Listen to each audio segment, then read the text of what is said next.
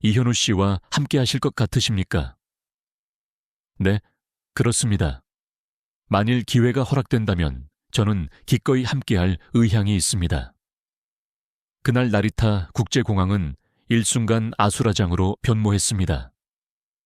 공항 보안 검색 과정 중 불과 5초라는 찰나의 순간에 무려 12억 원 이상의 시장 가치를 지닌 희귀한 목걸이가 흔적도 없이 사라지는 전대미문의 사건이 발생했기 때문입니다. 공항 측은 이 분실의 책임이 전적으로 고객에게 있다고 주장하며 냉정하게 등을 돌렸고 수백 명 군중의 시선은 싸늘하기 그지없었습니다. 바로 그때 혼란 속 군중 사이에서 한 한국인 청년 이현우 씨가 단호한 자세로 나섰습니다. 그는 우리 가문의 은인에게는 최고의 예우를 갖추어야 하며 이 사건의 범인들에게는 반드시 그에 상응하는 혹독한 대가를 치르게 할 것이라고 천명했습니다. 이 소식이 일본 전역으로 빠르게 확산되자 일본 여성들의 반응은 가히 폭발적이었습니다. 어째서 일본인들은 저렇게 행동하지 못하는 것일까? 역시 한국 남성은 다르다는 찬사가 쏟아졌습니다. 더욱 놀라운 사실은 이현우 씨가 숨기고 있던 정체였습니다. 과연 그는 누구였을까요? 지금부터 그 진실이 명명백백하게 공개됩니다. 저는 태어남과 동시에 세상의 모든 것을 갖춘 풍요로운 삶을 영위하고 있었습니다. 일본 최고 재벌가의 장녀로 태어나 도쿄의 심장부 펜트하우스에서 성장했습니다. 손만 뻗으면 원하는 모든 사치품과 편의시설이 완벽하게 준비되어 있는 환경이었죠.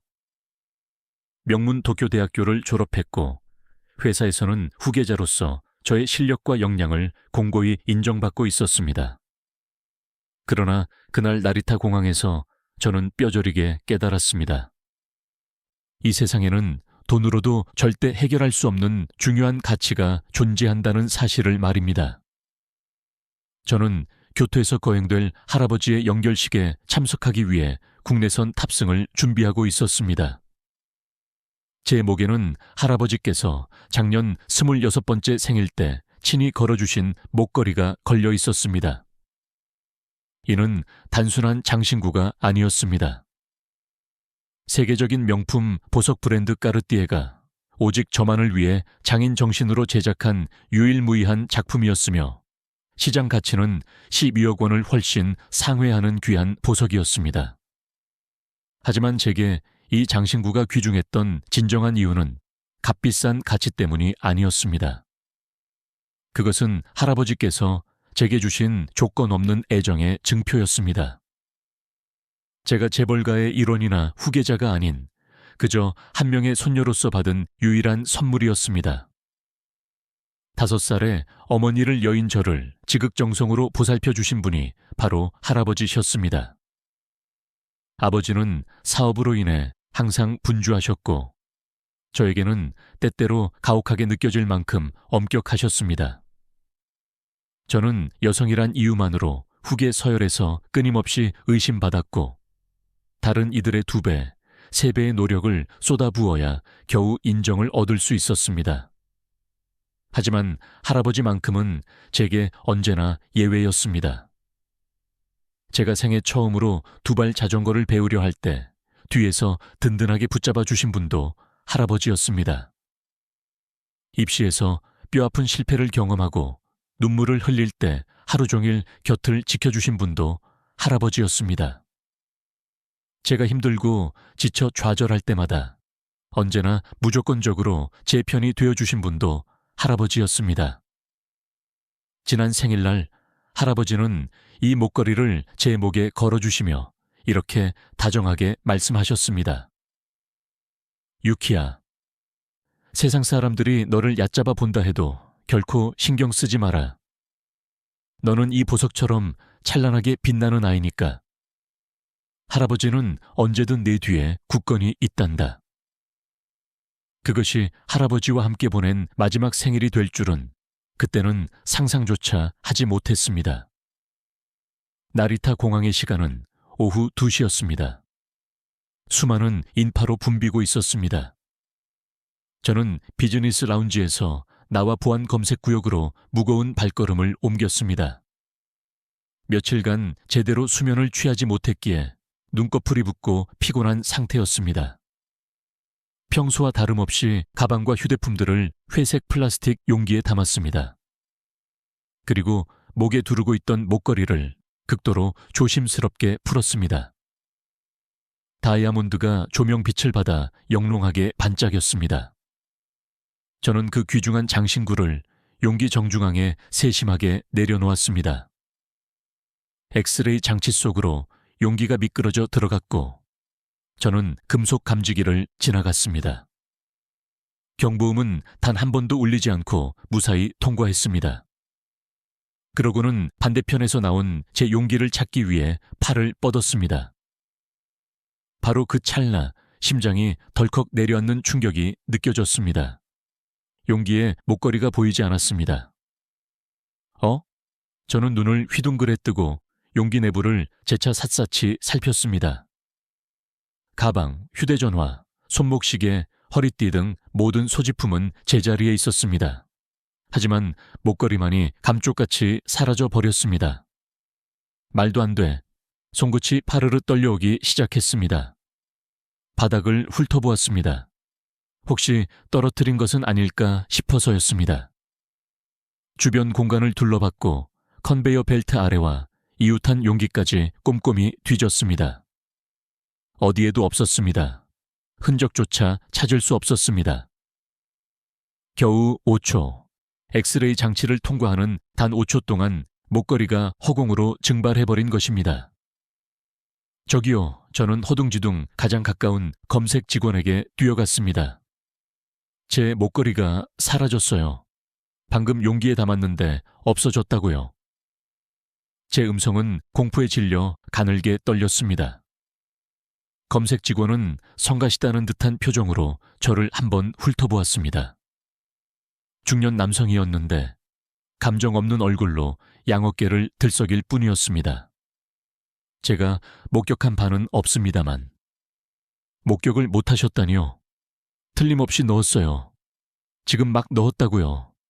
까르띠에 목걸이에요. 다이아몬드가 박혀있는. 다시 찾아보셨습니까? 찾아봤다니까요. 어디에도 없어요. 감시 카메라를 돌려보세요. 제가 확실히 용기에 넣는 장면이 찍혔을 겁니다.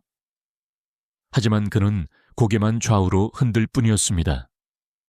전혀 관심 없다는 기색이 역력했습니다. 손님, 분실품은 분실물 담당 부서로 가셔야 합니다. 분실품이 아니라고요. 제 목청이 높아졌습니다. 도둑 맞은 거예요. 5초 전까지만 해도 분명 있었는데 순간 증발했어요. 12억 원짜리 목걸이라고요. 주위 사람들이 저를 힐끔거리기 시작했습니다. 하지만 직원은 여전히 차갑기만 했습니다. 그렇더라도 규정이 있습니다.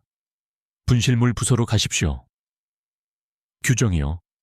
제 소지품을 도둑 맞았는데도요. 저는 다른 직원에게도 다급하게 달려갔습니다.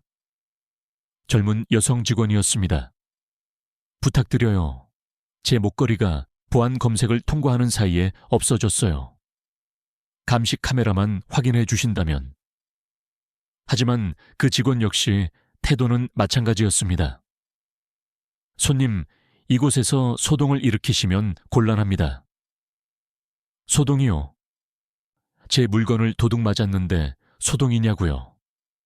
다른 탑승객들에게 피해를 주고 계십니다. 피해, 소동, 그런 단어들만 되풀이되었습니다. 저는 세 번째 직원에게도 똑같은 호소를 했습니다. 네 번째 직원에게도 애원했습니다. 하지만 돌아오는 반응은 모두 하나같이 냉담했습니다.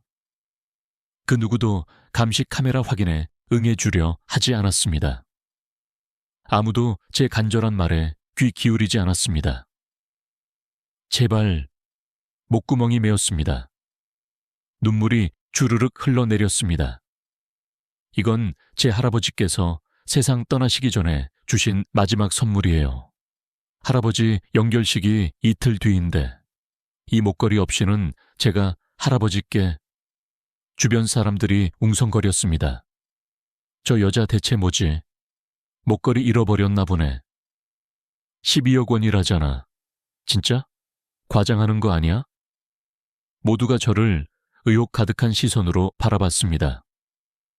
구원의 손길을 내미는 사람은 단 한 명도 없었습니다. 저는 재벌가의 따님이었습니다. 손가락 하나 까딱하면 수십 명이 달려드는 사회적 위치에 있었습니다. 하지만 바로 지금 이 공항 안에서 저는 완벽하게 무기력한 존재였습니다. 그 누구도 저의 하소연을 믿어주지 않았습니다. 그 누구도 구원의 손길을 뻗지 않았습니다. 저의 재산도 신분도 이 순간에는 전혀 쓸모가 없었습니다. 도와주세요. 저는 5번째 직원 앞에서 거의 무릎을 꿇을 지경이었습니다. 감시 카메라만 확인해 주세요. 5분만 살펴봐 주시면 제가 분명히 넣는 모습이 나올 겁니다. 제발. 하지만 그 직원도 단호하게 부정의 몸짓을 보냈습니다. 규정상 불가능한 사안입니다. 무슨 규정이에요? 명백한 절도 사건인데 왜 확인을 거부하시는 거예요? 상급자에게 말씀드리세요. 저는 권한이 없습니다. 권한 부재, 규정 준수, 절차 이행. 오직 그런 변명들만 반복되었습니다. 저는 그 자리에 주저앉고만 싶었습니다. 할아버지의 마지막 선물이었습니다. 할아버지께서 제 목에 손수 걸어주시며 언제나 내 뒤에 있단다 라고 속삭이셨던 그 목걸이였습니다. 5초 만에 자취를 감춘 것입니다. 12억 원이라는 금액은 제게 중요하지 않았습니다. 그건 돈으로 환산할 수 없는 의미였습니다. 할아버지의 깊은 애정이었습니다. 제 존재의 이유였습니다. 이제는 영영 볼 수 없게 된 할아버지와의 마지막 연결고리였습니다. 할아버지, 낮게 중얼거렸습니다. 눈물이 멈추지 않았습니다. 죄송해요, 할아버지. 제가 지켜내지 못했어요. 주위 사람들의 수군거림이 점점 커졌습니다. 누군가 비웃는 듯한 소리도 섞여 들렸습니다. 저는 완벽하게 고립당했습니다. 이 드넓은 공항에서 수백 명의 인파 속에서 저는 철저히 홀로였습니다. 바로 그 순간이었습니다. 누군가 제 곁으로 다가오는 분명한 발자국 소리가 들려왔습니다. 저는 고개를 들어 올렸습니다. 거기에는 한 청년이 서 있었습니다. 30살 언저리로 보이는 한국인 남성이었습니다. 그는 저를 보며 조용하면서도 확고한 어조로 물었습니다. 무슨 일이신가요? 저는 떨리는 목소리를 애써 진정시키며 상황을 설명했습니다. 제 목걸이가 보안 검색을 통과하면서 사라졌어요. 5초 전에 분명히 트레이에 넣었는데 없어졌습니다. 직원들에게 감시 카메라 확인을 요청했는데 아무도 도와주지 않아요. 그 남자는 말없이 제 이야기를 끝까지 경청해 주었습니다. 고개를 끄덕이더니 보안 직원들이 서 있는 쪽으로 걸어갔습니다. 실례하겠습니다. 그의 말투는 공손했지만 단호했습니다. 보안 직원들은 그를 귀찮다는 듯이 쳐다봤습니다. 이 여성분께서 목걸이를 잃어버렸다고 합니다. 보안 검색대를 지나는 동안 사라졌다고 하는데 혹시 감시 카메라 확인이 가능할까요? 보안 직원은 코웃음을 쳤습니다. 손님, 이미 말씀드렸지만 분실물은 분실물 담당. 남자가 조용히 말을 끊었습니다. 도난입니다. 5초 전에 분명히 트레이에 있었던 물건이 감시 카메라를 통과하는 사이에 사라졌습니다. 확인하시면 됩니다. 그건 확인하는데 5분이면 충분합니다. 이 여성분은 12억 원 상당의 목걸이를 잃어버렸습니다. 공항 측에서 확인을 거부할 이유가 있습니까? 그의 논리는 명확했습니다. 반박할 여지가 전혀 없었습니다. 보안 직원은 난처한 표정을 지었습니다. 저는 권한이 없어서. 그렇다면 권한이 있는 분을 불러주십시오. 남자는 단 한 발짝도 물러서지 않았습니다. 저는 그의 뒤에 서서 그 모습을 지켜봤습니다. 처음으로 누군가 제 편이 되어주고 있다는 사실이 믿기지 않았습니다. 보안 직원은 깊은 한숨을 쉬더니 무정의를 들었습니다. 상급자 요청합니다. 보안 검색대 4번 게이트로. 5분쯤 지났을까요? 정장을 입은 중년 남자가 다가왔습니다. 관리자로 보였습니다. 무슨 일입니까? 한국인 남자는 다시 차분하게 상황을 설명했습니다. 제가 목걸이를 잃어버린 경위를 명확하게 정리해서 전달했습니다. 관리자는 저를 쳐다보더니 고개를 끄덕였습니다. 잠시만 기다려 주십시오. 확인해 보겠습니다.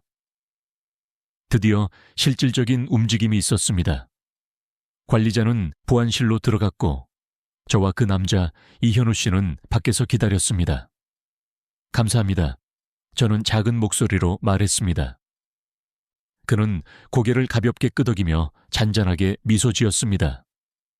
괜찮습니다. 당연한 일이에요. 당연한 일이라니요. 아무도 저를 도와주지 않았는데. 저는 옳지 않은 일을 보고 그냥 지나칠 수는 없었습니다. 그의 대답은 간단했지만 깊은 진심이 담겨 있었습니다. 저는 이현우라고 합니다. 유키입니다. 정말 감사합니다. 10분이 지났습니다. 관리자가 다시 나타났습니다.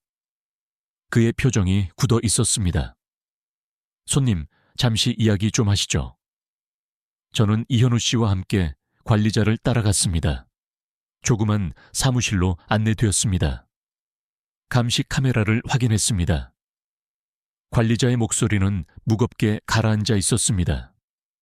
손님께서 말씀하신 대로 목걸이를 트레이에 올려놓으신 게 확인됩니다.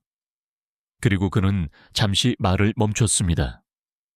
보안 검색 직원 중 한 명이 가져간 것으로 보입니다. 순간 머리가 멍해졌습니다. 보안 직원이 훔쳐간 것이었습니다. 제가 미친 사람 취급을 받는 동안 실제로 누군가 제 물건을 훔쳐간 것입니다. 지금 즉시 경찰에 신고하겠습니다. 해당 직원은 이미 근무를 마치고 퇴근했지만 연락이 닿는 대로 조치를 취하겠습니다. 관리자는 거듭 사과했습니다. 저는 그저 멍하니 앉아 있을 뿐이었습니다. 유키 씨, 이현우 씨가 제 어깨에 손을 얹었습니다. 괜찮으세요? 네. 아니, 모르겠어요. 눈물이 다시 흘러나왔습니다. 이번에는 안도감과 분노가 뒤섞인 복잡한 눈물이었습니다. 경찰이 도착하기까지 다시 30분이 걸렸습니다. 그 시간 동안 이현우 씨는 계속 제 옆에 조용히 머물러 있었습니다. 아무 말도 하지 않았지만 그의 존재만으로도 저는 깊은 안심을 느낄 수 있었습니다. 경찰은 상황을 파악한 뒤 즉시 해당 직원의 집으로 향했습니다. 저와 이현우 씨도 함께 경찰서로 이동했습니다. 비행기는 괜찮으세요? 이현우 씨가 물었습니다. 놓쳤어요. 하지만 상관없어요. 목걸이를 찾는 게 더 중요하니까요. 가족분 장례식이라고 하셨죠? 네, 할아버지 영결식이에요. 이틀 뒤인데 찾을 수 있을 겁니다. 그의 목소리에는 확신이 담겨 있었습니다. 경찰서에서 2시간을 기다렸습니다. 이현우 씨는 여전히 제 곁을 굳건히 지켰습니다.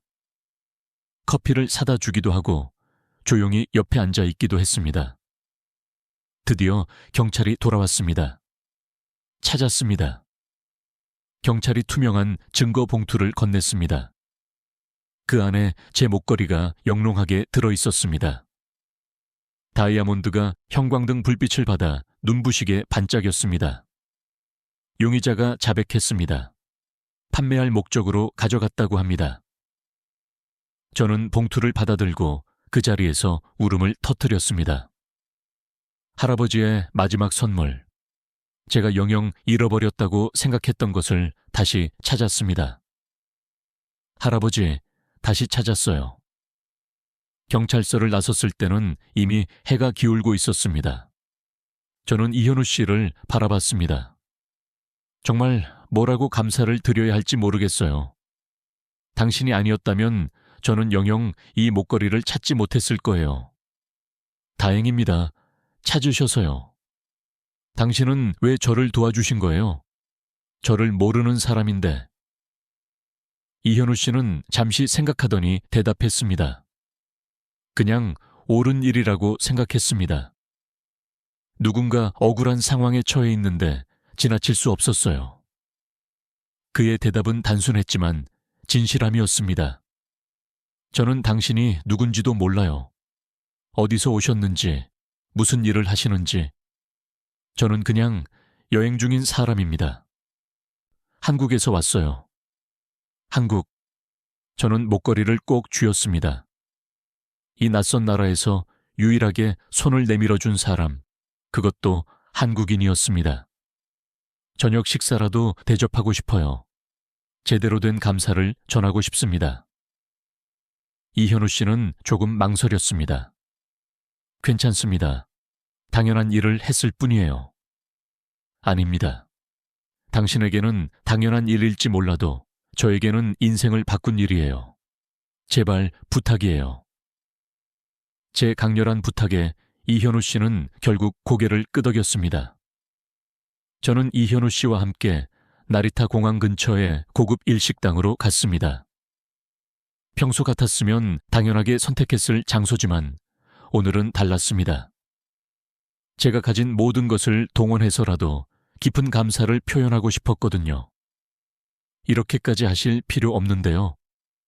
이현우 씨가 난처한 표정을 지었습니다. 필요해요. 당신이 아니었다면 저는 할아버지께 뭐라고 말씀드려야 할지 몰랐을 거예요. 저는 목에 목걸이를 다시 걸었습니다. 차갑던 금속이 제 천으로 따뜻하게 덮여졌습니다. 할아버지 연결식이 이틀 뒤라고 하셨죠? 네, 교토에서 열려요. 가족분들이 많이 오시나요? 아닙니다. 아버지와 저뿐이에요. 어머니는 제가 어렸을 때 돌아가셨어요. 이현우 씨는 고개를 끄덕였습니다. 더 이상 묻지 않았습니다. 제가 말하고 싶은 만큼만 들어주는 깊은 배려였습니다. 이현우 씨는 여행 중이라고 하셨죠? 일본에는 어떻게 오셨어요? 군 복무를 마치고 잠깐 쉬는 시간을 가지려고요. 일본은 처음이에요. 군 복무요? 네. 한국에서는 남자들이 군대에 가야 합니다. 어떤 부대에 계셨어요? 이현우 씨는 잠시 망설이더니 대답했습니다. 특수부대였습니다. 그래서 그렇게 침착하셨구나. 저는 고개를 끄덕였습니다. 공항에서 보여준 그의 단호한 태도가 이해되었습니다. 훈련받은 사람의 냉철한 침착함이었습니다. 제대하고 뭐 하실 계획이세요? 아직 확실하지는 않아요. 보안 관련 일을 하고 싶긴 한데 구체적으로 정하지는 못했어요. 식사가 나왔습니다. 이현우 씨는 젓가락을 능숙하게 다뤘습니다. 일본 음식 드셔보셨어요? 몇 번요? 한국에도 일식당이 많거든요. 우리는 천천히 식사를 했습니다. 처음에는 어색했지만 점점 대화가 자연스럽고 편안해졌습니다. 이현우 씨는 말이 많지 않았지만 제 이야기를 주의 깊게 잘 들어주었습니다. 유키 씨는 무슨 일을 하세요? 가족 사업을 돕고 있어요. 무역회사예요. 저는 제가 재벌가 딸이라는 사실을 굳이 밝히지 않았습니다. 그냥 평범하게 대화하고 싶었거든요. 힘들지 않으세요? 가끔요. 특히 여자라는 이유로 과소평가받을 때는 힘들어요. 하지만 오늘 유키 씨를 보니까 굉장히 강한 분 같았어요. 강해요? 네, 그 극한 상황에서 포기하지 않고 계속해서 도움을 요청하셨잖아요. 쉽지 않은 일이에요. 그의 말에 저는 조금 놀랐습니다. 저는 제가 그저 약하고 다급했다고 생각했거든요.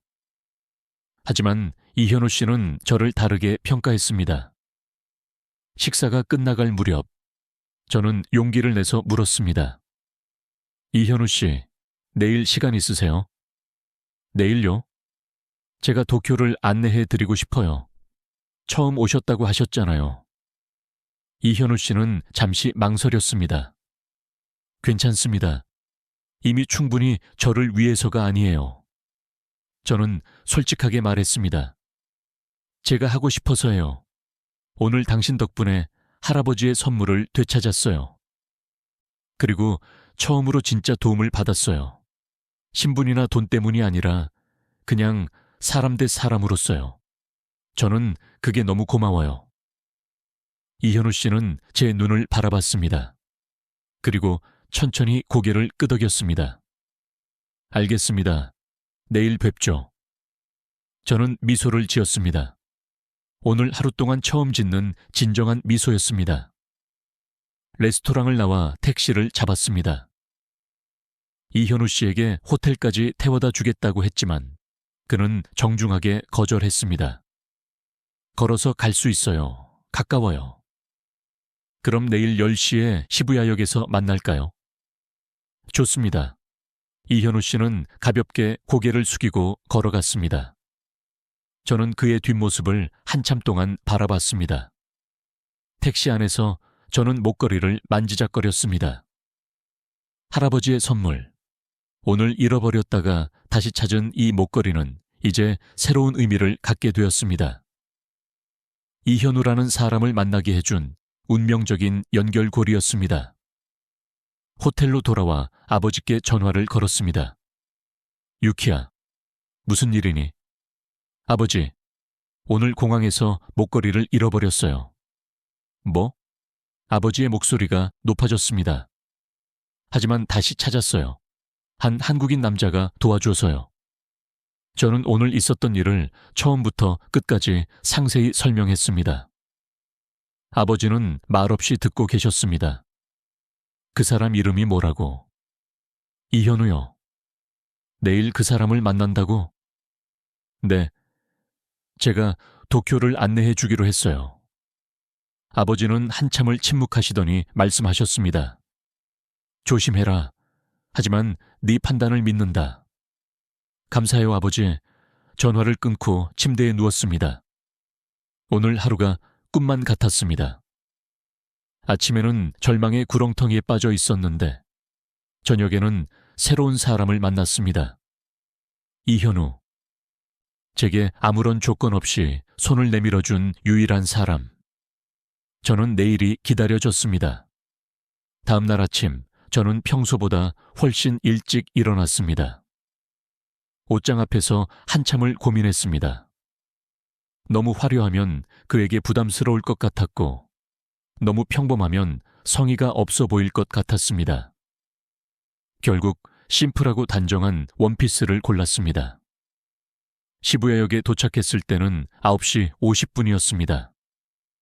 약속 시간보다 10분 일찍 나온 것입니다. 하지만 이현우 씨는 이미 와 있었습니다. 일찍 오셨네요. 약속 시간보다 조금 일찍 도착했어요. 그는 어제와 다른 옷을 입고 있었습니다. 검은색 티셔츠에 청바지. 단순하지만 그에게 잘 어울리는 복장이었습니다. 어디부터 갈까요?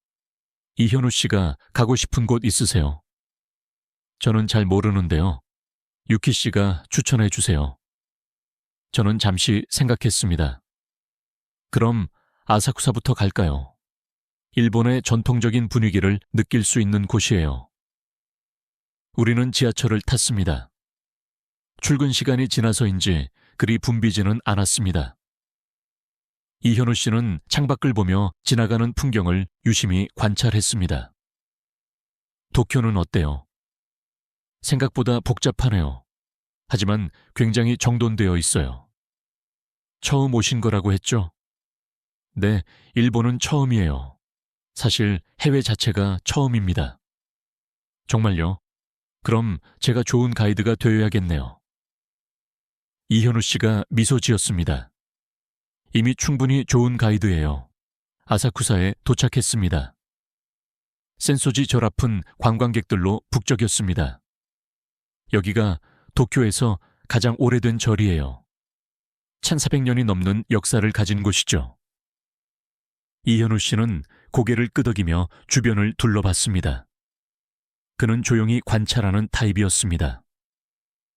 많은 질문을 하지 않았지만 모든 것을 주의 깊게 살폈습니다. 한국에도 이런 오래된 절이 많아요. 제가 물었습니다. 네, 많습니다. 불국사나 해인사 같은 곳들이요. 언젠가 기회가 되면 보여드리고 싶네요.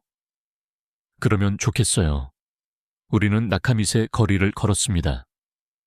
양쪽으로 기념품 가게들이 즐비했습니다. 배고프지 않으세요? 조금요. 그럼 여기서 먹거리를 사볼까요? 저는 이현우 씨에게 인형 모양의 빵인 닌교야키를 사줬습니다. 팥소가 들어간 작은 빵이었습니다. 맛있네요. 팥이 달콤해요. 그렇죠.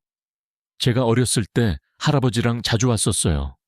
할아버지께서 이걸 좋아하셨거든요. 할아버지와 좋은 추억이 많으시겠어요. 이현우 씨가 조용히 말했습니다. 네, 정말 많아요. 할아버지는 저를 있는 그대로 사랑해 주신 유일한 분이셨어요. 유일한 분이요? 저는 잠시 말을 멈췄습니다. 이야기하기 쉽지 않은 민감한 부분이었어요. 아버지는 저를 사랑하시지만 동시에 후계자로서 저를 끊임없이 평가하세요. 완벽하길 바라시죠. 재벌가 딸이라는 무게가 때로는 너무 버거워요. 이현우 씨는 고개를 끄덕였습니다. 힘드셨겠어요. 힘들었죠. 지금도 가끔은요. 하지만 할아버지는 그냥 저를 손녀로만 봐주셨어요. 실수해도 괜찮다고, 울어도 괜찮다고 말씀해 주셨어요. 좋은 분이셨네요. 최고로 좋은 분이셨어요. 우리는 스카이트리로 이동했습니다. 전망대에 올라가자 도쿄 시내가 한눈에 펼쳐졌습니다. 높네요. 진짜 높아요. 이현우 씨가 창가에 가까이 다가가며 말했습니다. 650m예요. 세계에서 가장 높은 타워 중 하나죠. 이현우 씨는 창가에 서서 도쿄를 내려다봤습니다. 저도 그 옆에 섰습니다. 저기 보이는 게 도쿄 타워예요. 예전에는 저게 가장 높았죠. 다 작게 보이네요. 그렇죠? 여기서 보면 모든 게 작아 보여요. 우리는 잠시 말없이 압도적인 풍경을 바라봤습니다. 유키 씨. 네. 어제는 정말 힘드셨죠? 공항에서요. 갑작스러운 질문에 저는 잠시 멈칫했습니다. 네.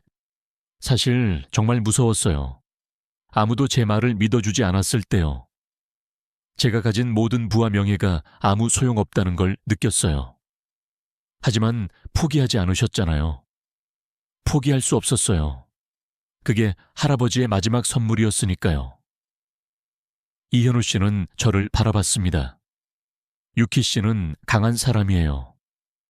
왜 그렇게 생각하세요? 어제 봤잖아요. 힘든 상황에서도 계속 싸우셨어요. 누군가를 탓하지도 않고 해결책을 찾으려고 노력하셨어요. 저는 고개를 저었습니다. 저는 강하지 않아요. 그냥 다급했을 뿐이에요. 다급함과 강함은 다르지 않아요. 중요한 순간에 행동할 수 있는 것이 바로 강함이에요. 그의 말이 제 가슴에 깊이 와 닿았습니다. 아무도 저를 그렇게 긍정적으로 평가해 준 적이 없었거든요. 점심 식사는 우에노 근처의 작은 라멘집에서 했습니다. 유명한 곳은 아니었지만 제가 개인적으로 좋아하는 곳이었습니다. 여기 라멘이 정말 맛있어요. 숨은 맛집이에요. 기대되네요. 라멘이 나왔을 때 이현우 씨의 눈이 커졌습니다. 양이 엄청나네요. 일본 라멘은 원래 양이 많아요. 다 드실 수 있겠어요? 군대 있을 때 이것보다 더 많이 먹었어요. 우리는 조용히 식사를 했습니다. 이현우 씨는 국물까지 남김없이 다 마셨습니다. 정말 맛있었어요. 국물이 진하고 면도 쫄깃하고. 그렇죠. 여기 사장님이 30년 동안 같은 레시피로 만드신대요. 역시 장인 정신이네요. 식사 후 우리는 우에노 공원을 산책했습니다. 날씨가 청명하고 좋았습니다. 바람이 시원하게 불었습니다. 이현우 씨. 네. 군대에서는 어땠어요? 힘들지 않으셨어요? 이현우 씨는 잠시 생각하더니 대답했습니다. 힘들었죠. 특히 처음 6개월은 정말 힘들었어요. 새벽 5시에 일어나서 구보하고 훈련하고 몸도 마음도 지쳤죠. 그런데 왜 특수부대에 지원하셨어요? 도전하고 싶었어요. 제 한계를 시험해 보고 싶었죠. 그리고 그는 잠시 말을 멈췄습니다. 제 아버지께서 사업에 실패하셨을 때예요. 저는 무력감을 느꼈어요. 아무것도 도와드릴 수 없었거든요. 그래서 최소한 제 자신만큼은 강하게 만들고 싶었어요. 그래서 특수부대를요. 네, 거기서 많은 것을 배웠습니다. 인내, 책임감, 그리고 중요한 순간에 주저없이 행동하는 법. 그래서 어제 저를 도와주신 거예요. 이현우 씨는 고개를 끄덕였습니다. 부분적으로는 그렇죠. 하지만 그건 훈련 때문만은 아니에요. 그럼 뭐예요? 그냥 옳은 일이라고 생각했습니다. 누군가 도움이 필요한데 외면할 수 없었어요. 저는 그의 얼굴을 봤습니다. 진심이었습니다. 이 사람은 정말 순수한 마음으로 저를 도와준 것이었습니다. 오후에는 하라주쿠로 갔습니다. 젊은이들로 활기차게 붐비는 거리였습니다. 여기는 패션의 거리예요. 젊은 사람들이 많이 오죠. 독특한 스타일도 많이 볼 수 있어요. 확실히 분위기가 다르네요. 아사쿠사랑은 완전히 다른 세계 같아요. 그게 도쿄의 매력이에요. 전통과 현대가 공존하는 곳이죠. 우리는 다케시타 거리를 걸었습니다. 이현우 씨는 신기한 듯 주변을 둘러봤습니다. 저 사람 머리 색깔 좀 보세요. 분홍색이에요. 이현우 씨가 놀란 듯 말했습니다. 여기서는 흔한 일이에요. 자유롭게 자신을 표현하는 거죠. 한국도 요즘은 많이 자유로워졌지만 여기만큼은 아니에요. 크레페 해 먹어볼래요? 크레페요? 여기 유명해요. 줄 서서 먹는 곳이에요. 저는 이현우 씨에게 딸기 크레페를 사줬습니다. 그는 조심스럽게 한 입 베어 물었습니다. 달콤하네요. 그리고 과일이 신선해요. 맛있죠? 우리는 크레페를 먹으며 걸었습니다. 자연스럽게 손이 가까워졌습니다. 해가 기울기 시작했습니다. 저는 마지막 장소로 시부야 스크램블 교차로로 갔습니다. 여기가 세계에서 가장 붐비는 교차로예요.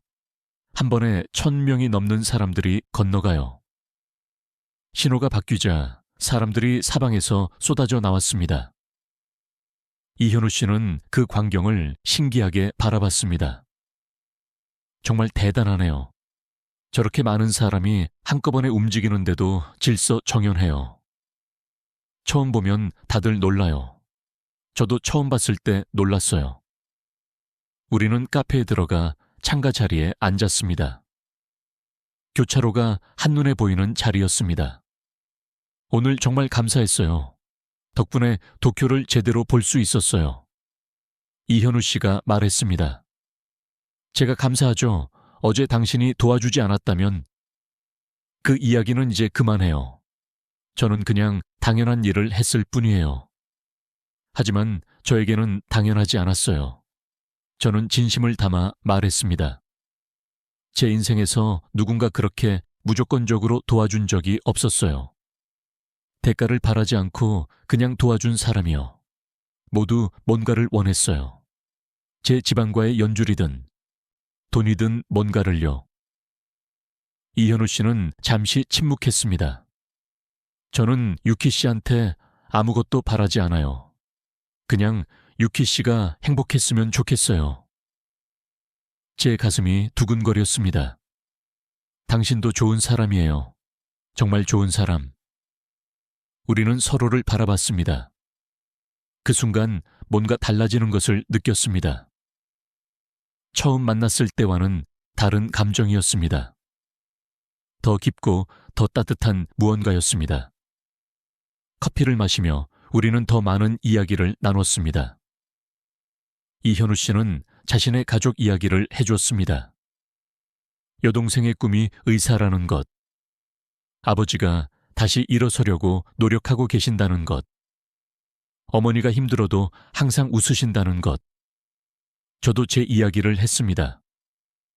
어렸을 때 어머니를 잃은 슬픔, 아버지의 기대에 부응하려고 노력하는 것, 때로는 그게 너무 버겁다는 것, 가끔은 그냥 평범한 사람이고 싶어요. 재벌가 딸이 아니라 그냥 유키로 살고 싶어요. 지금 이 순간 유키 씨는 그냥 유키예요. 이현우 씨가 말했습니다. 제게는 재벌가 딸이 아니라 그냥 유키 씨예요. 그 말에 눈물이 날 뻔했습니다. 이현우 씨는 언제까지 일본에 계세요? 아직 확실하지 않아요. 일주일 정도 더 있을 것 같아요.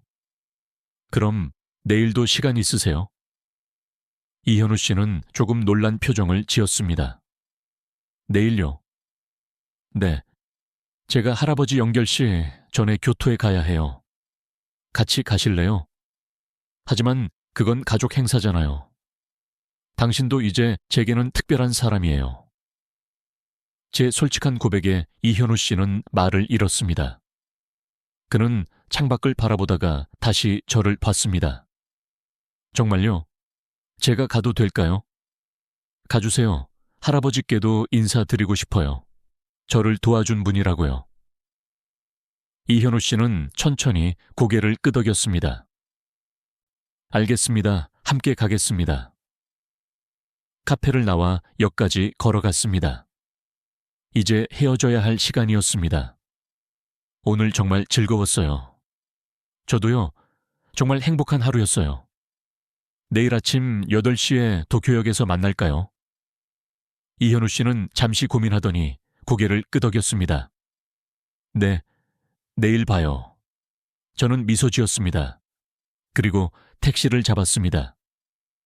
창문 너머로 이현우 씨가 손을 흔들었습니다. 택시가 출발했습니다. 저는 뒤를 돌아봤습니다. 이현우 씨는 여전히 그 자리에 서 있었습니다.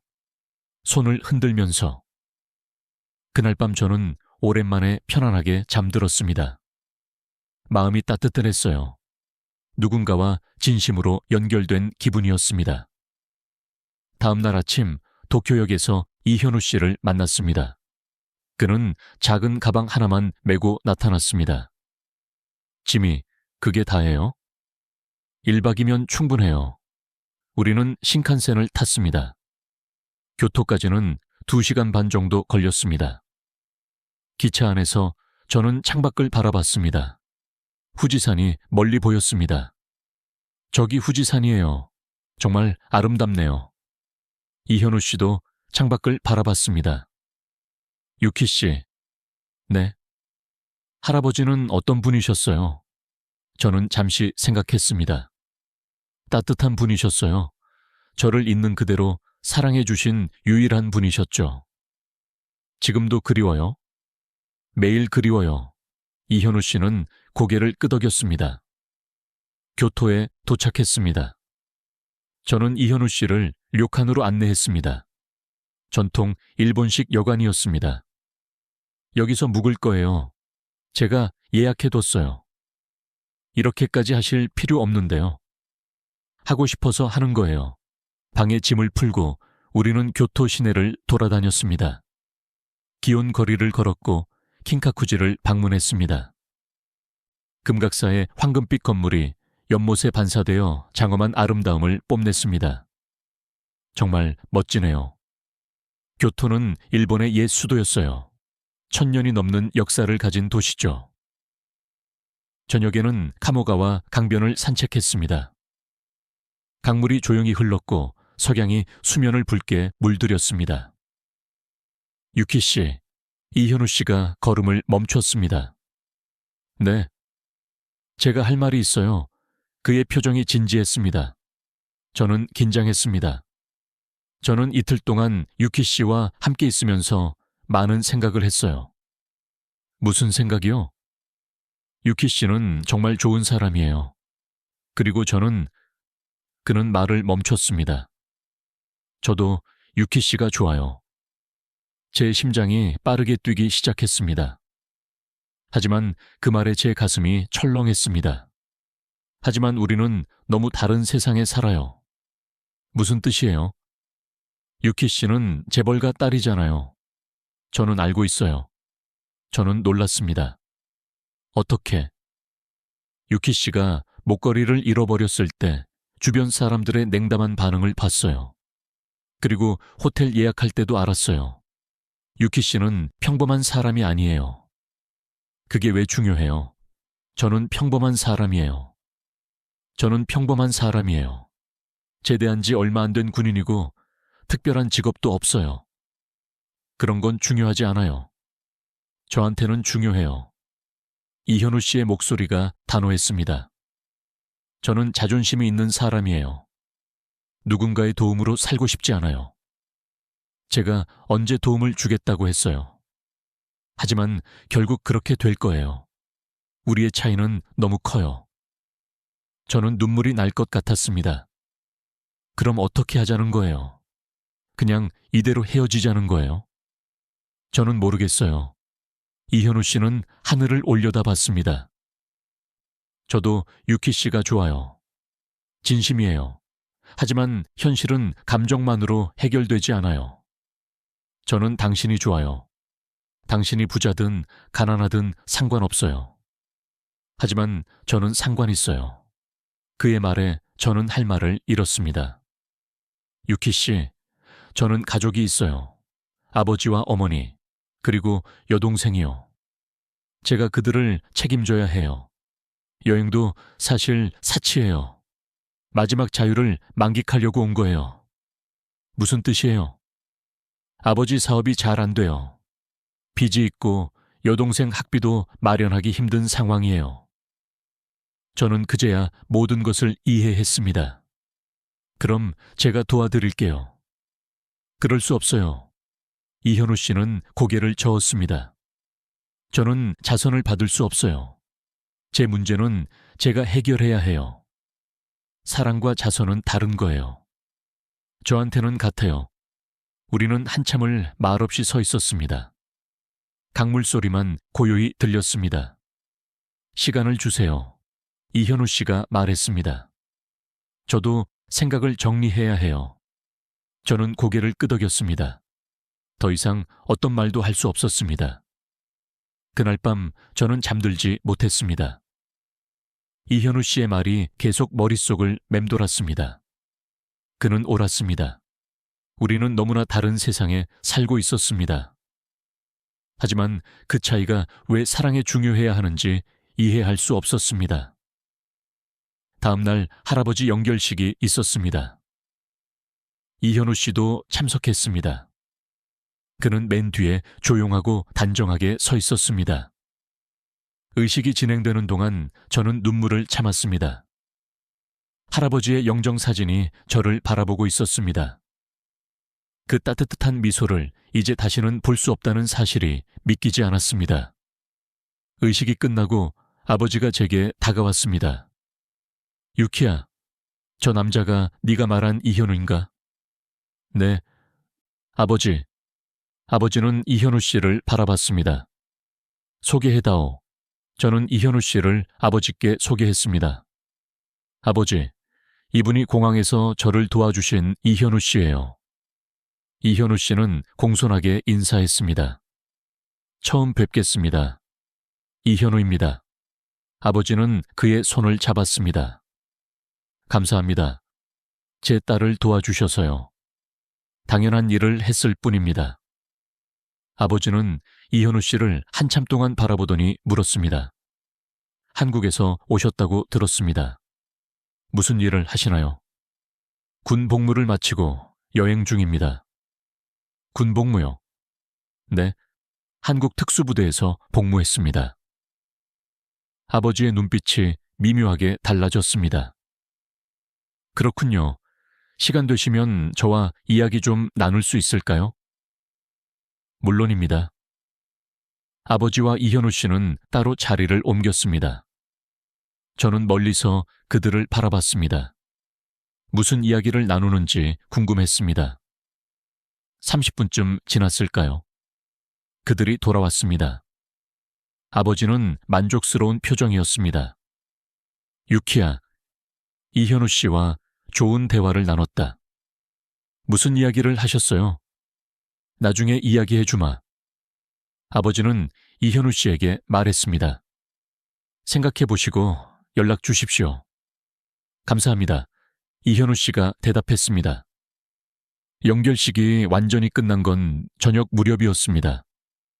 저는 지쳐 있었습니다. 이현우 씨가 제 옆으로 왔습니다.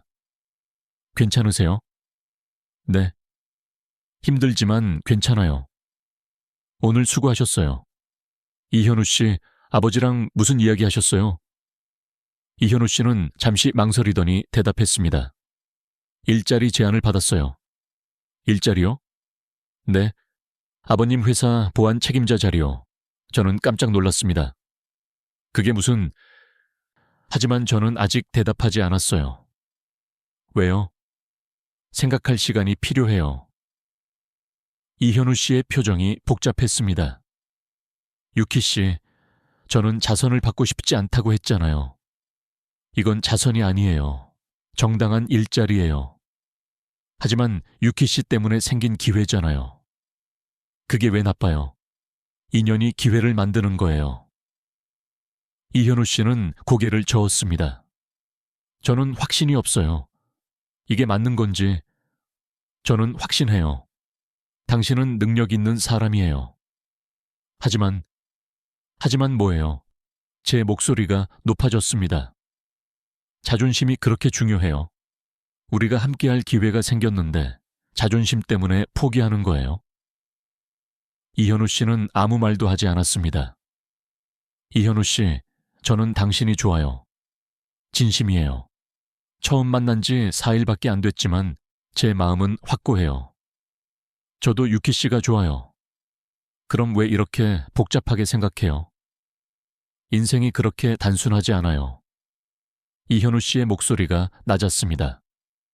저는 가족이 있어요. 책임이 있어요. 그리고 자존심도 있어요. 저는 누군가에게 기대서 살고 싶지 않아요. 제가 언제 기대라고 했어요? 결국 그렇게 될 거예요. 저는 답답함을 느꼈습니다. 당신은 겁쟁이에요. 뭐라고요? 사랑이 무서워서 도망치는 겁쟁이에요. 제 말에 이현우 씨의 표정이 굳어졌습니다. 유키 씨, 그건 공정하지 않아요. 공정하지 않은 건 당신이에요.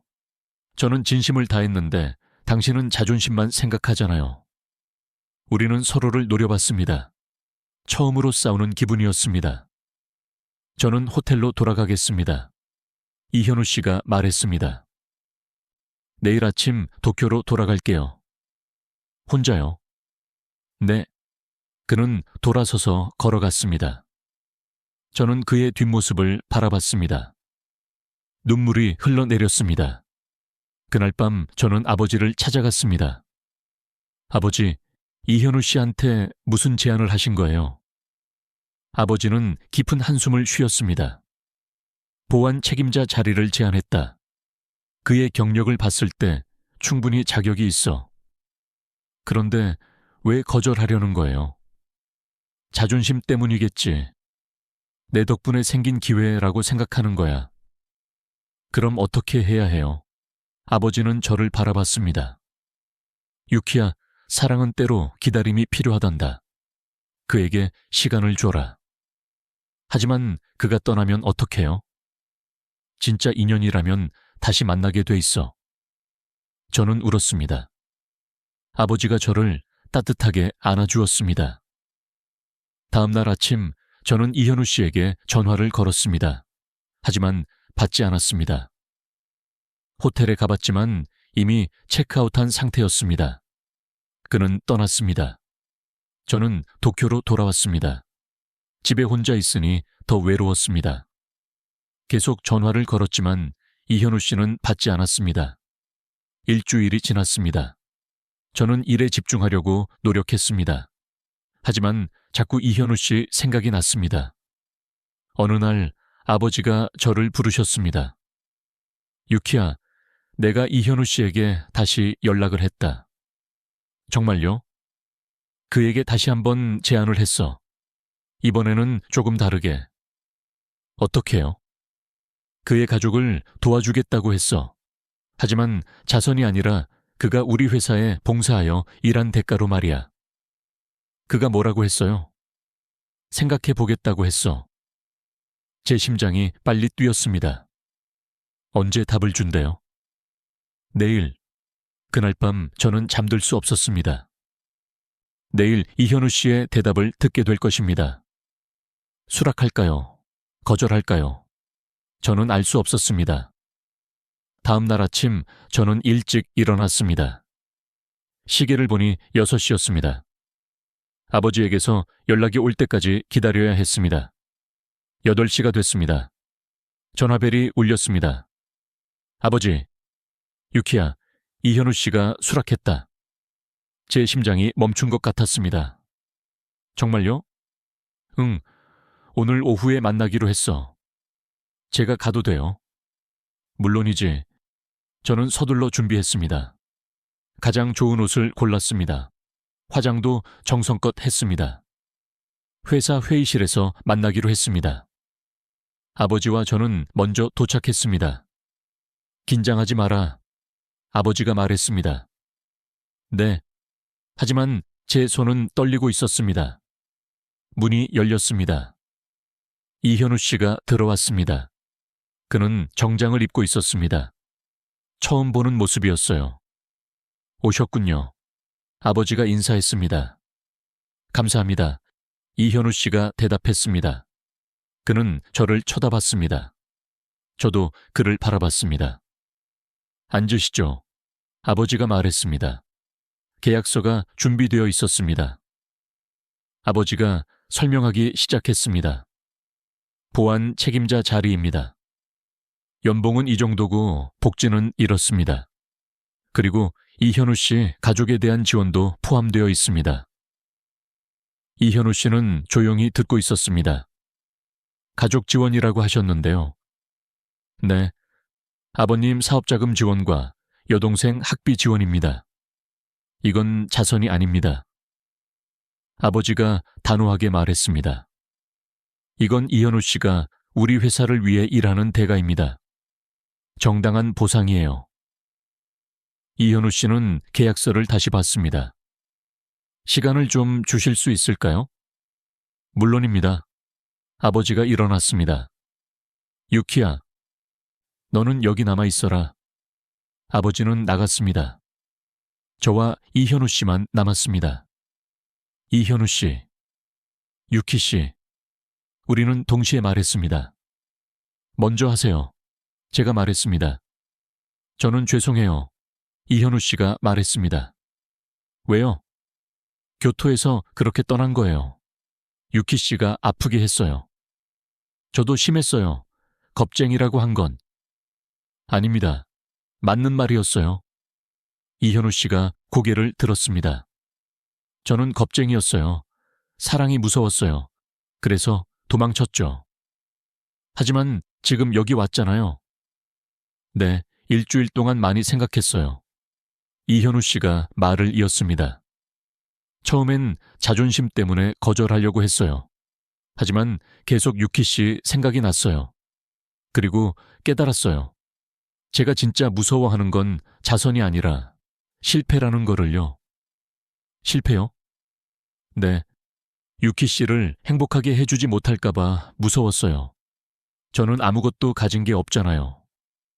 당신은 가진 게 많아요. 저는 그의 손을 잡았습니다. 정직함, 용기, 진심. 그게 전부예요. 하지만 현실은 우리가 만들어가는 거예요. 이현우 씨는 제 손을 꽉 잡았습니다. 유키 씨, 저는 이 일을 받아들이기로 했어요. 하지만 이건 유키 씨 때문이 아니에요. 그럼 왜요? 제 능력을 증명하고 싶어서요. 그리고 유키 씨 옆에 당당히 서고 싶어서요. 제 눈에서 눈물이 흘렀습니다. 바보, 당신은 이미 충분히 당당해요. 아직이에요. 하지만 노력할게요. 우리는 서로를 껴안았습니다. 아버지가 다시 들어왔습니다. 결정하셨습니까? 네, 수락하겠습니다. 이현우 씨가 대답했습니다. 계약서의 서명이 이루어졌습니다. 이현우 씨는 정식으로 우리 회사의 보안 책임자가 되었습니다. 환영합니다. 아버지가 악수를 청했습니다. 열심히 하겠습니다. 사무실을 나와 저와 이현우 씨는 복도를 걸었습니다. 이제 어떻게 할 거예요? 제가 물었습니다. 일단 한국에 돌아가서 가족들에게 알려야죠. 그리고 이사 준비를 해야 해요. 언제 다시 와요? 한 달 뒤쯤요. 한 달이나요? 준비할 게 많아요. 저는 아쉬움을 감추지 못했습니다. 전화해요. 매일. 네, 그렇게 할게요. 공항까지 배웅했습니다. 이현우 씨는 출국장으로 들어가기 전에 저를 안아줬습니다. 한 달 뒤에 봐요. 네, 기다릴게요. 그는 들어갔습니다. 저는 그의 모습이 보이지 않을 때까지 그 자리에 서 있었습니다. 한 달이 지났습니다. 매일 이현우 씨와 전화 통화를 했습니다. 그는 가족들에게 모든 것을 이야기했고 그들은 기뻐했다고 했습니다. 드디어 이현우 씨가 일본으로 돌아왔습니다. 저는 공항에 마중 나갔습니다. 유키 씨, 이현우 씨가 손을 흔들었습니다. 저는 달려가 그를 껴안았습니다. 보고 싶었어요. 저도요. 우리는 회사로 갔습니다. 이현우 씨는 첫 출근이었습니다. 긴장돼요. 잘할 수 있어요. 아버지가 직접 팀원들에게 이현우 씨를 소개했습니다. 새로 부임한 보안 책임자 이현우입니다. 이현우 씨는 정중하게 인사했고 팀원들도 그를 환영했습니다. 첫 주는 바빴습니다. 이현우 씨는 업무를 파악하느라 정신이 없었습니다. 저도 제 일이 있었기 때문에 자주 만나지는 못했습니다. 하지만 퇴근 후에는 꼭 함께 저녁을 먹었습니다. 오늘은 어땠어요? 배울 게 많네요. 하지만 재미있어요. 이현우 씨는 일을 정말 열심히 했습니다. 한 달 후 첫 프로젝트를 완성했습니다. 보안 시스템 개선안이었습니다. 잘했어요. 아버지가 칭찬했습니다. 감사합니다. 이현우 씨는 점점 회사에서 인정받기 시작했습니다. 어느 주말 이현우 씨가 저를 불렀습니다. 시간 있어요? 네. 왜요? 같이 갈 곳이 있어요. 우리는 차를 타고 도쿄 외곽으로 나갔습니다. 작은 공원이었습니다. 여기가 어디예요? 제가 처음 일본에 왔을 때 온 곳이에요. 우리는 벤치에 앉았습니다.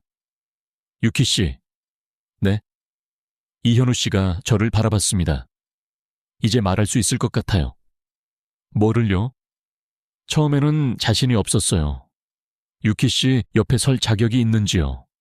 하지만 지난 2달 동안 열심히 일했어요. 그리고 이제 조금 자신감이 생겼어요. 무슨 말을 하려는 거예요? 이현우 씨가 무릎을 꿇었습니다. 작은 상자를 꺼냈습니다.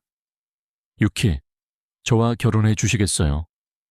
제 심장이 멈춘 것 같았습니다. 정말요? 정말이에요? 네, 진심이에요. 눈물이 쏟아졌습니다. 네, 결혼할래요? 이현우 씨는 반지를 제 손가락에 끼워줬습니다. 화려하지는 않았지만 진심이 담긴 반지였습니다. 우리는 서로를 껴안았습니다. 사랑해요, 유키. 저도 사랑해요. 그날 저녁 아버지께 소식을 전했습니다. 아버지, 이현우 씨가 프로포즈를 했어요. 아버지는 따뜻하게 미소 지었습니다. 잘 됐구나. 좋은 선택이야. 축복해 주실 거죠? 물론이지. 그는 좋은 사람이야. 결혼 준비가 시작되었습니다. 바쁜 시간이었지만 행복했습니다. 이현우 씨의 가족도 일본에 왔습니다. 처음 만나는 자리였습니다. 처음 뵙겠습니다. 이현우 씨의 어머니가 인사했습니다. 반갑습니다. 저도 정중하게 인사했습니다. 우리 아들 잘 부탁드립니다. 제가 더 잘 부탁드려요. 두 가족은 금방 친해졌습니다. 문화는 달랐지만 마음은 통했습니다. 결혼식 날이 왔습니다.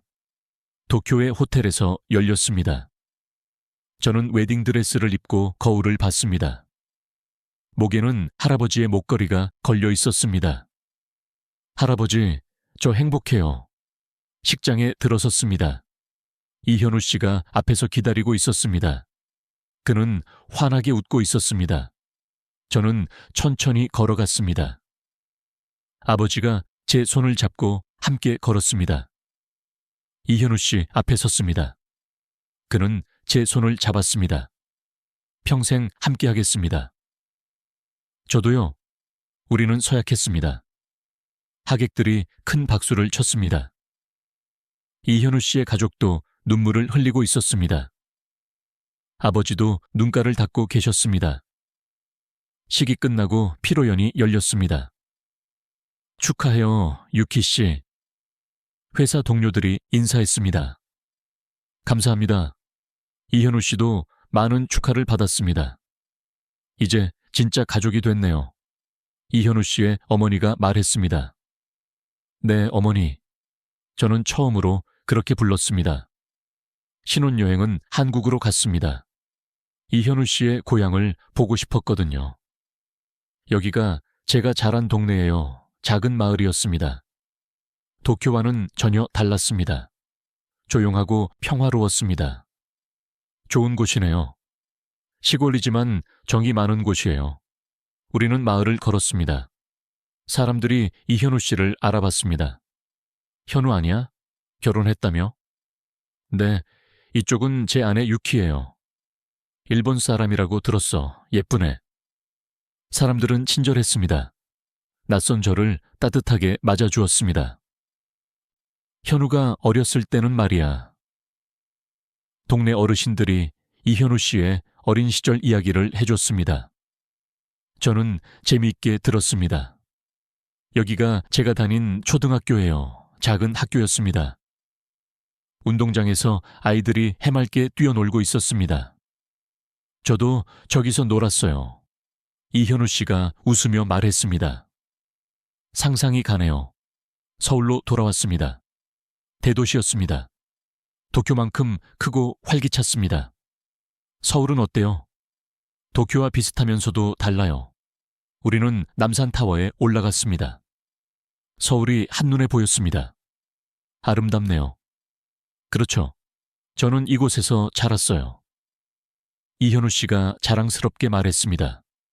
신혼여행을 마치고 도쿄로 돌아왔습니다. 새로운 생활이 시작되었습니다. 이현우 씨는 계속해서 열심히 일했습니다. 반년 후에는 승진도 했습니다. 축하해요. 이제 부장이에요. 다 유키 씨 덕분이에요. 아니에요. 당신 실력이에요. 우리는 작은 아파트에서 살았습니다. 큰 집도 살 수 있었지만 이현우 씨가 원하지 않았습니다. 우리 힘으로 모은 돈으로 집을 사고 싶어요. 저도 동의했습니다. 주말에는 함께 요리를 했습니다. 이현우 씨가 한국 음식을 가르쳐 줬습니다. 김치찌개는 이렇게 만들어요. 매워 보이는데요. 맛있어요. 한번 먹어봐요. 정말 맛있었습니다. 매웠지만 중독성이 있었습니다. 1년이 지났습니다. 이현우 씨의 가족이 도쿄에 놀러 왔습니다. 오빠 잘 지내? 여동생이 물었습니다. 응, 잘 지내지? 언니도 잘 지내요? 응, 행복해. 저는 진심으로 대답했습니다. 다행이다. 오빠가 행복해 보여서 기뻐. 여동생은 대학생이 되었습니다. 꿈을 향해 열심히 공부하고 있었습니다. 나중에 크면 언니처럼 멋진 사람이 될 거야. 고마워, 유키 언니. 이현우 씨의 부모님도 안정을 찾았습니다. 사업이 다시 잘 되고 있었습니다. 다 네 덕분이다, 유키야. 아니에요. 현우 씨가 열심히 일한 덕분이에요. 좋은 며느리를 만났어. 어머니가 제 손을 잡았습니다. 2년째 되던 해, 저는 임신을 했습니다. 현우 씨, 나 임신한 것 같아. 이현우 씨는 놀란 표정을 지었습니다. 정말? 응, 병원에서 확인했어. 그는 저를 들어 올렸습니다. 조심해. 나 임산부야. 미안. 너무 기뻐서. 우리는 웃었습니다. 아이가 태어났습니다. 딸이었습니다. 이름을 뭐라고 지을까요? 하나는 어때요? 일본식 이름으로. 좋아요, 하나. 하나는 건강하게 자랐습니다. 엄마. 하나가 처음으로 말을 했을 때 저는 울었습니다. 현우 씨, 들었어? 응, 들었어. 우리는 행복했습니다. 5년이 흘렀습니다. 저는 지금 나리타 공항에 서 있습니다. 하나의 손을 잡고 이현우 씨와 함께요. 엄마, 여기가 엄마랑 아빠가 처음 만난 곳이야? 응, 맞아. 신기하다. 하나가 눈을 반짝였습니다. 우리는 그날 제가 목걸이를 잃어버렸던 바로 그 보안 검색대 앞에 섰습니다. 여기서 5초 만에 목걸이가 사라졌어. 그래서 아빠가 도와줬구나. 응, 아빠가 나타나지 않았다면 엄마는 지금 이렇게 행복하지 못했을 거야. 이현우 씨가 제 어깨를 감쌌습니다. 운명이었어요. 맞아. 운명이었어. 저는 목에 걸린 목걸이를 만졌습니다. 할아버지의 선물. 이제 이 목걸이는 두 가지 의미를 갖고 있었습니다. 할아버지의 깊은 사랑, 그리고 이현우 씨와의 운명적인 만남. 할아버지, 보고 계시죠? 저 정말 행복해요. 우리는 공항을 나왔습니다. 오늘은 어디 갈 거야? 할아버지 묘소에 갈 거야. 와, 할아버지 만나러 가는 거야? 응, 아빠도 인사드려야지. 교토로 향했습니다. 할아버지 묘소 앞에 섰습니다. 할아버지, 저예요. 유키. 이현우 씨도 저를 했습니다. 할아버지, 유키 잘 지키고 있습니다. 그리고 이 아이가 하나예요. 할아버지 증손녀. 하나도 조그만 손을 모았습니다. 증조 할아버지, 안녕하세요. 바람이 불었습니다. 마치 할아버지가 대답하는 것 같았습니다.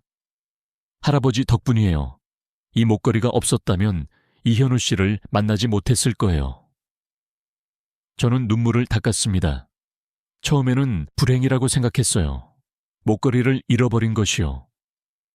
하지만 지금 생각하면 그게 제 인생 최고의 행운이었습니다.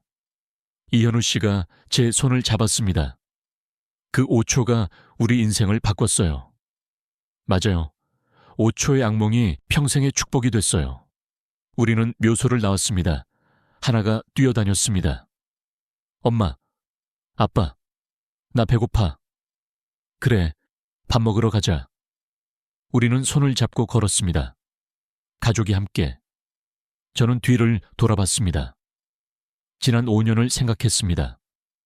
나리타 공항에서 목걸이를 잃어버렸던 그날, 이현우 씨를 만났던 그 순간, 모든 것이 완전히 바뀌었습니다. 유키 씨, 응, 행복해요? 당연하지. 너무 행복해. 저도요. 세상에는 돈으로 살 수 없는 것들이 분명히 존재합니다. 진실한 사랑, 따뜻한 가족, 그리고 운명적인 만남. 저는 그 모든 것을 소유했습니다. 5초. 그 짧은 시간이 제 인생을 완전히 바꿔놓았습니다. 만약 그날 목걸이를 잃어버리지 않았다면, 만약 이현우 씨가 나타나지 않았다면 저는 지금의 이 충만한 행복을 모르고 살았을 것입니다. 때로는 인생의 가장 어둡고 절망적인 순간이 가장 밝은 미래로 향하는 문이 됩니다. 그 문 앞에서 용기를 내어 도움의 손길을 내밀어준 사람이 있다면 그것이 바로 운명입니다. 저는 그 운명을 만났습니다. 그리고 그 운명과 함께 평생을 살아갈 것입니다. 엄마, 나 라면 먹고 싶어. 알았어. 라면 먹으러 가자. 우리 가족은 웃으며 걸어갔습니다. 밝고 희망찬 미래를 향해서. 지금까지 5초 만에 인생이 바뀐 유키와 이현우의 이야기. 어떻게 감상하셨나요? 나리타 공항 부안 검색대에서 시작된 기적적인 인연이 평생의 사랑으로 이어졌습니다. 때로는 불행처럼 보이는 순간이 당신 인생의 가장 큰 축복의 시작이 될 수 있습니다. 이 감동적이고 희망적인 서사가 여러분의 마음에도 깊은 울림과 용기를 전해줄 수 있기를 진심으로 바랍니다. 이 놀라운 운명의 이야기를 주변 분들과 널리 공유해 주세요.